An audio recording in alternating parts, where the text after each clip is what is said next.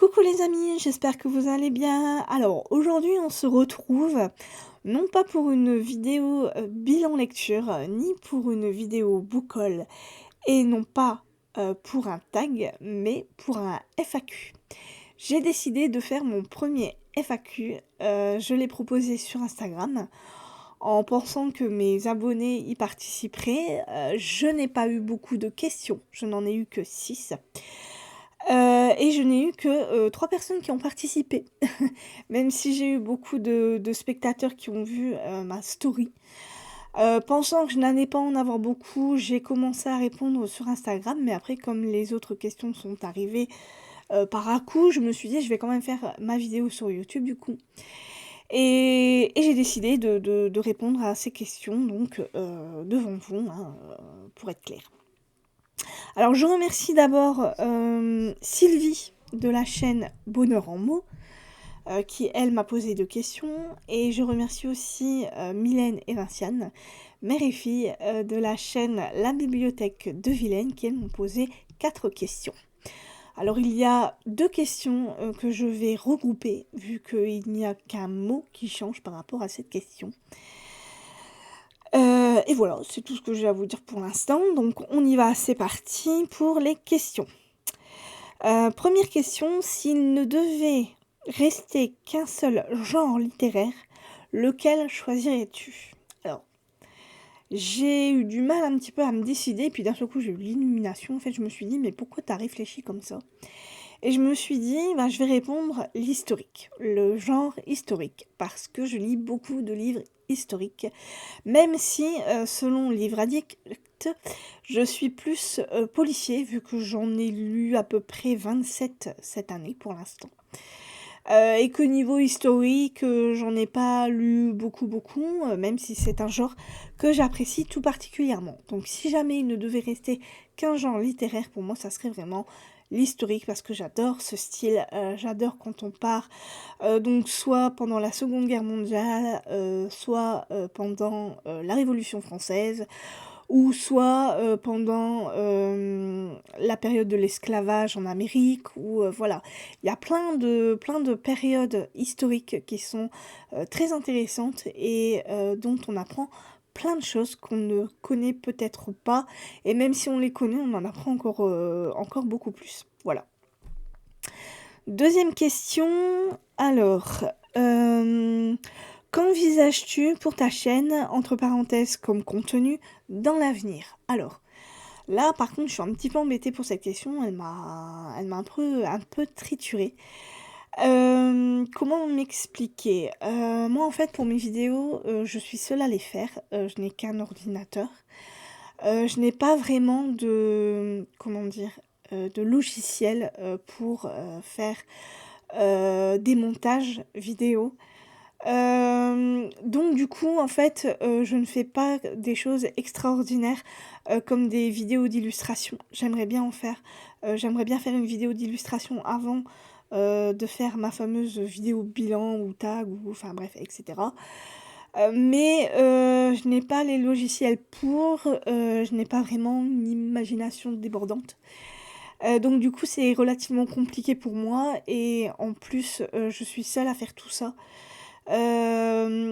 Donc moi qui ne suis pas très forte en informatique, alors je me débrouille, hein, mais j'ai vraiment que les bases. Donc du coup, c'est assez compliqué pour moi d'envisager vraiment de faire quelque chose de plus que ce que je fais déjà. Sauf une chose, j'aimerais bien faire peut-être des shorts sur YouTube, mais ça sera pas des shorts, faut pas vous attendre à quelque chose d'extraordinaire. Je vais essayer d'en faire un prochainement, à la fin du mois. Voilà, je vais essayer d'en faire un, je vais voir ce que ça donne. Si ça a du succès, je continuerai, j'essayerai d'être un peu plus inventif pour vous proposer des petites choses. Si je vois qu'il n'y a aucun résultat, que ça fait pas plus de vues que ça, dans ces cas-là, j'arrêterai et puis je continuerai à faire mes vidéos telles que. Après, j'aimerais bien aussi vraiment faire une vidéo d'illustration et pouvoir faire des montages, tout ça, mais il faudrait que je vois pour peut-être m'acheter un logiciel, ou même il faudrait que j'en change de caméra, parce que ma caméra, je trouve qu'elle est pas assez, enfin elle est bien, mais je trouve qu'elle est plus assez performante. Donc voilà. Alors, donc j'envisage pas de faire des choses vraiment, extraordinaires pour ma chaîne malheureusement, vu que j'ai pas, je trouve que j'ai pas le matériel pour. J'aimerais bien comme les autres, comment dire? Youtubeurs, avoir une chaîne Switch, pouvoir faire des Read With Me ou des choses comme ça, mais je suis pas assez connue pour faire tout ça. Je J'ai pas de voilà. Je peux pas faire ça moi en fait. Comme je suis seule, j'ai pas, quelqu'un qui est fort en informatique chez moi pour pouvoir m'aider à construire quelque chose de mieux que ce que je peux vous proposer là malheureusement. Donc je fais avec les moyens du bord et j'espère que ça vous plaît quand même. Et voilà. Donc tout ce que j'envisage vraiment de faire pour ma chaîne dans l'avenir, c'est peut-être faire des shorts, essayer d'en faire un peu plus, parce que je vois que c'est vraiment un format qui apparemment plaît beaucoup. Et voilà, donc on verra si ça fonctionne ou pas. Donc troisième question, as-tu un rêve ou des rêves à réaliser en particulier? Alors, même cette question-là m'a m'a un peu embêtée parce que je me suis dit: «Mais, est-ce que j'ai des rêves au moins?» Alors, je pourrais vous dire: «Oui, je rêve d'aller au Canada, de visiter les États-Unis, de voilà, je rêve de» mais ça, je trouve que c'est des rêves trop communs, voilà. Alors après, j'ai réalisé un de mes rêves, mais bon, c'est pas non plus un rêve, voilà, extraordinaire. Je vais vous le raconter. Je suis fan, du groupe Indochine. Et je me suis toujours dit, un jour, j'arriverai à aller à un de leurs concerts et j'arriverai à les voir. Et en fait, ce rêve s'est réalisé et j'ai réussi à avoir un de leurs concerts et j'ai été vraiment bah, sur un petit nuage. Donc c'est le seul rêve que j'ai vraiment pu réaliser. Alors c'est un petit rêve, hein. Mais moi, quand on me dit, quel rêve tu voudrais réaliser, moi je pense tout de suite à quelque chose d'extraordinaire. Vous voyez, comme par exemple, ben, si j'étais, une célèbre, astrologue, enfin ou voilà, ou astronome, enfin je sais pas comment on dit. Je rêverais d'aller sur la lune ou si j'étais passionnée de chevaux et que j'étais, écuyère, je vous dirais, bah, j'aimerais, vraiment, participer à des compétitions et être la plus grande, écuyère du monde ou je sais pas, enfin bref, faire des championnats, tout ça. Ça, c'est vraiment des beaux rêves. Moi, au niveau de mes rêves, bah, écoutez, j'en ai pas vraiment. À part visiter d'autres pays, oui, effectivement, voilà, comme je vous l'ai dit, le Canada ou les États-Unis ou peut-être l'Égypte ou je sais pas, il y a encore quoi comme... Enfin, il y a plein de pays que, oui, effectivement, on aimerait bien, on aimerait bien y aller, mais malheureusement, on n'a pas les moyens ou... Enfin, voilà, c'est pas trop possible. Mais sinon, en tant que rêve, j'ai pas vraiment de rêve vraiment... voilà, qui me viennent comme ça à l'esprit, j'en ai pas. J'ai pas de rêve. Moi, je prends la vie comme elle vient. Si je peux réaliser des choses, bah, dans ces cas-là, c'est super. Des grandes choses, ça sera super. Si jamais je peux pas les réaliser, bah, tant pis. Après, voilà. Mais là, comme ça, j'ai pas vraiment de grands rêves à réaliser. Voilà. Après, donc, ça c'est fait, ça c'est fait. Quatrième question. Feras-tu un bilan de l'année? Alors oui, comme l'année passée et l'année d'avant, il me semble. À la fin de l'année, je ferai un bilan en vous disant le nombre de livres que j'ai lus, si j'ai eu des coups de cœur, si j'ai eu des abandons, mais là j'en ai pas eu cette année, pas encore, et je pense pas que j'en aurai. Si j'ai eu des livres que j'ai moins aimés, voilà, je vous dirai à peu près mes impressions de cette année. Si j'ai lu des nouveaux auteurs, et oui, des nouveaux auteurs, j'en ai lu. Voilà, je vous dirai un petit peu tout ça, mais oui, effectivement, je vous en ferai un. Alors, pas au mois de décembre, parce que bah, la fin de l'année, c'est le 31 décembre, mais je ne serai pas chez moi. Je vous le ferai début janvier. Voilà, je pense que je vais vous le faire début janvier, ça, y a aucun souci là-dessus. Vous pouvez compter sur moi pour ce fameux bilan de l'année. Voilà. Et là, donc du coup, je vais vous regrouper les deux questions qui m'ont été posées parce qu'il y a vraiment qu'un mot qui change. Donc il y a Sylvie qui m'a posé la question: «Quel est ton livre préféré?» Et il y a, Mylène et Vinciane qui m'ont posé la question: «Quel est ton livre préféré de tous les temps?» Voilà, donc vous voyez, il y a vraiment, pas grand-chose qui change. Alors là, du coup, je vais vous présenter les livres, alors préférés, peut-être pas, mais ce sont 2 livres, pour lesquels, j'ai eu un gros coup de cœur et j'aurais pu encore vous en présenter, plein parce que c'est vrai qu'il y a beaucoup de livres pour lesquels j'ai eu des coups de cœur, mais heu, j'ai choisi ces 2-là parce que c'est vraiment, des livres, voilà, qui m'ont, vraiment plu et donc je vais vous les présenter. Donc le premier livre pour lequel j'avais eu un gros coup de cœur, je commençais juste à lire et c'est un livre que j'ai acheté il y a pas mal d'années et j'avais eu un énorme coup de cœur pour ce livre, donc c'est de Pourpre et de soie de Marie Chamberlain aux éditions Prélude. C'est un livre qui date de 2015, si je ne me trompe pas. Tagadac, tagadac, tagadac, tagadac, Oui, c'est un livre qui date de 2015 et qui parle d'une jeune femme, Ada Vaughan. Donc on est à Londres en 1939 avec Ada Vaughan qui va travailler dans un atelier de mode d'une très grande maison de haute couture. Et son rêve, c'est, de devenir, de mener une carrière, dans la haute couture et de surpasser donc, la dame qui, tient ce fameux magasin de haute couture. Et malheureusement, donc nous sommes en 1939, la guerre, arrive, les Allemands sont dans Londres, je pense. Alors attendez, parce que je me souviens plus trop de l'histoire.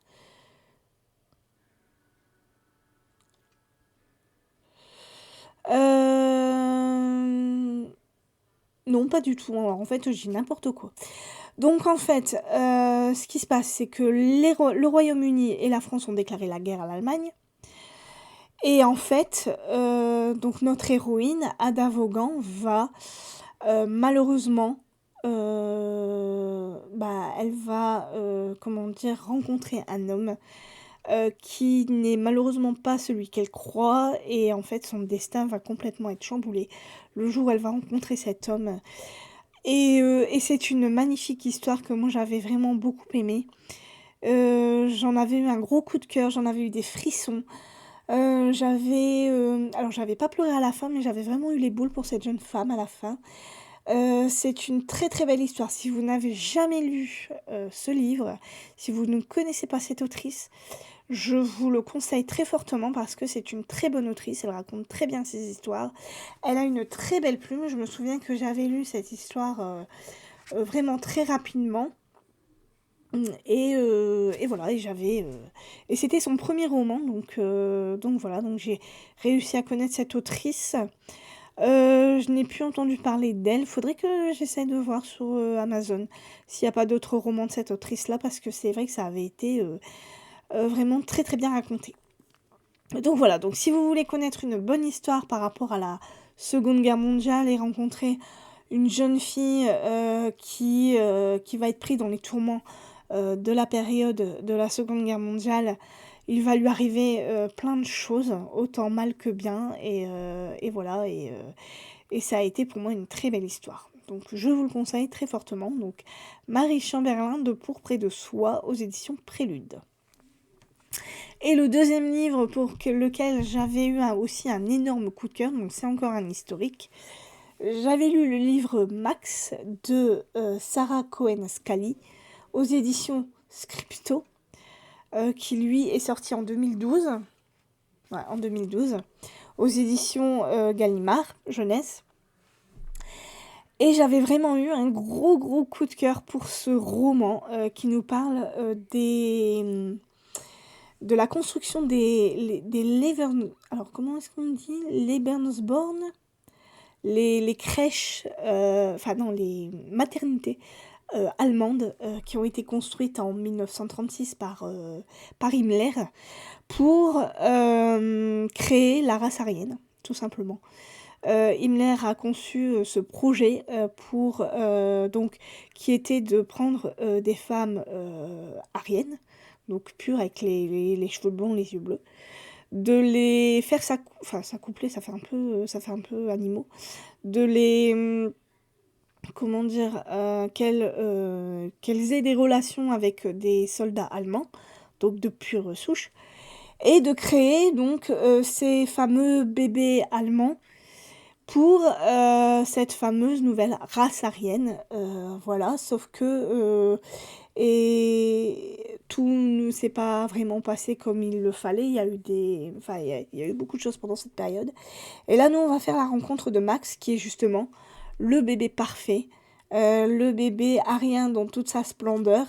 Et il va nous raconter son histoire, donc de sa naissance, jusqu'à ce que voilà, la guerre vraiment éclate et il va vivre des choses incroyables. C'est un enfant qu'on pourrait tout à fait détester parce qu'il a des réflexions assez dures, même voire très très dures. Il ne se rend absolument pas compte de ce qu'il se passe. Enfin, si, il sait que c'est la guerre, voilà, mais on lui... Comment dire, au fur et à mesure qu'il grandit, c'est vraiment l'enfant du Führer. Lui, il pense que le Führer, c'est son père. Et, et voilà, et donc il va vraiment se passer des choses incroyables dans cette histoire. Il va être ami avec un juif qui va se faire endoctriner, germaniser. Et tous les deux, ils vont essayer de... Enfin, surtout l'autre jeune homme. Lui, il va essayer d'échapper à cette germanisation. Et il va prendre Max sur son aile, mais ça va être relativement compliqué, vu que Max est bien endoctriné. Lui, il va accomplir des missions, on se rend pas compte de ce qui... Enfin, si, on s'en rend bien compte de ce qu'il fait, mais lui ne s'en rend pas vraiment compte. Et lui, il pense que tout ce qu'il fait, c'est bien, en fait. Mais il se rend pas compte qu'au final, non. Voilà, ce n'est pas forcément dans la logique des choses. Et il nous le raconte d'une façon... alors, on pourrait le détester, mais au final, on finit par avoir de l'empathie pour lui et pour toutes les choses qu'il fait. Parce que ça reste un enfant. Et voilà, donc tout ça pour vous dire que ça a été pour moi une excellente histoire, que j'ai vraiment beaucoup aimé. Alors j'ai eu un petit peu peur au début, je me suis dit qu'est-ce que ça va donner, et au final, je l'ai dévoré ce livre. Donc si vous avez envie de connaître l'histoire des Lebensborn, voilà, donc ces fameuses maternités qui ont été créées par Himmler pour créer la race aryenne, si vous avez envie de connaître cette histoire, surtout lisez-le parce que c'est un très beau livre. L'autrice nous en parle très très bien et voilà. Et même Max,